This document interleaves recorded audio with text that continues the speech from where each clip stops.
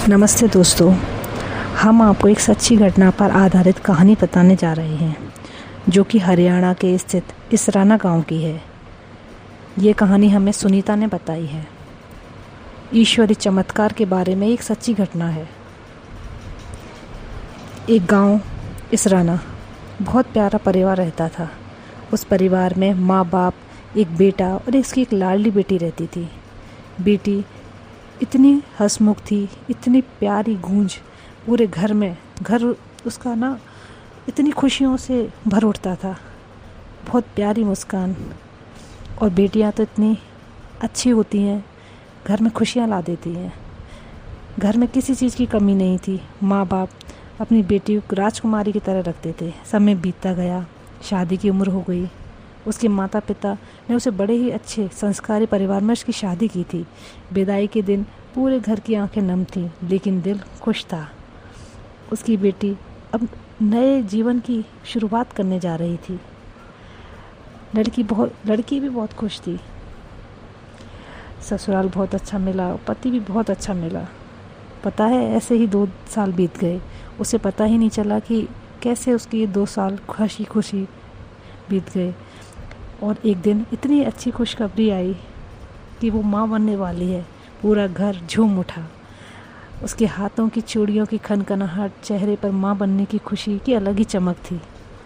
दिन भर माँ की पूजा करती, अपने होने वाले बच्चे की सपने सजोती। देखिए, इतना माँ बनने का सुख कितना अच्छा होता है कि एक लड़की की ज़िंदगी का सबसे कीमती अनमोल तोहफा यही होता है। 5वें छठे महीने में उसकी एकदम से तबीयत ख़राब हो गई। उसका गर्भ गिर चुका था। उस दिन जैसे उसकी दुनिया ही उजड़ गई।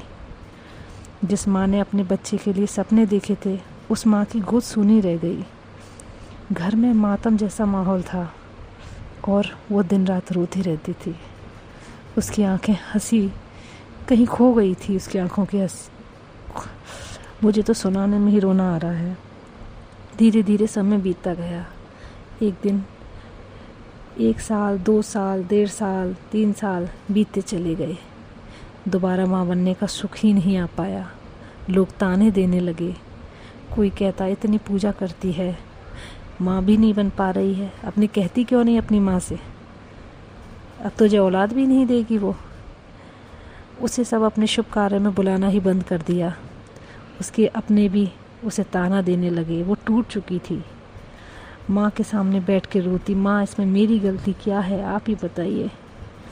फिर एक दिन उसे पता चला कि उसके परिवार पर एक पुराना श्राप था। श्राप यह था कि उसके जो बड़ा बेटा है उस घर का, वो कभी सुख प्राप्त नहीं कर पाएगा, उसे पुत्र की प्राप्ति नहीं होगी। यह सुनकर वो अंदर ही अंदर टूट गई। उसे लगा जैसे किसी गलती की सज़ा उसे मिल रही हो जो उसने की ही नहीं। वह रात को माँ के सामने बैठती, आंखों में आंसू थे, हाथ जोड़े हुए थे, आवाज़ कप रही थी कि माँ, मुझे औलाद चाहिए, मेरी इसमें क्या गलती है। और उसकी सच्ची पुकार माँ के दिल को चीर गई।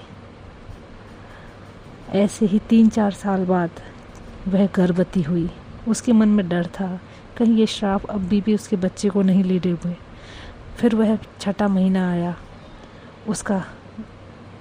वह रोने लगी, माँ, मेरे बच्चे की अब तू ही रक्षा करेगी। एक रात सपने में सो रही थी। एक अचानक से कोई बुरी शक्ति उसके पास आ रही थी। उसको ऐसा एहसास हो रहा था, परंतु पता है, उसकी पूजा में इतनी श्रद्धा में उसकी में इतनी शक्ति थी कि उस रूम में रोशनियाँ हो गई। इतनी रोशनी कि उससे वो गंदी शक्तियाँ हैं वो ही चली गई। इतना तेज प्रकाश, इतना। उस रात के बाद एक अजीब चमत्कार होने लगा। जैसे वो सोती, उसकी चारपाई के चारों ओर पायल की छनछनाहट सुनाई देती। ऐसा लगता जैसे कोई माँ उसके आसपास घूम रही हो, उसके पलंग के चक्कर लगा रही हो। वह रात में शौच के लिए उठती, तभी पायलों की आवाज़ आती। ऐसा लगता स्वयं माँ उसके आगे पीछे घूम रही हो। ऐसे ही 9 महीने बीतते गए और एक सुंदर पुत्र की प्राप्ति हुई। उसकी आंखों में आंसू थे। इस बार आंसू दर्द के नहीं, खुशियों के थे। पूरा परिवार खुशियों से झूम उठा। ताने देने वाले उसकी बातें करने लगे, उसकी किस्मत की बातें करने लगे। अब उसके पास खुशहाल परिवार, धन दौलत सम्मान, लेकिन वो कहती है ना, उसकी सबसे बड़ी दौलत माँ का आशीर्वाद है। और आज वही लड़की ये सच्ची कहानी मुझे सुना कर गई है। जब दुनिया साथ छोड़ देती है ना, माँ अपने भक्त का हाथ कभी नहीं छोड़ती। सच्चे मन से की गई पुकार एक दिन जरूर सुनी जाती है। आप भी भगवान पर श्रद्धा रखिए, वह आपकी पुकार जरूर सुनेगी। नमस्ते।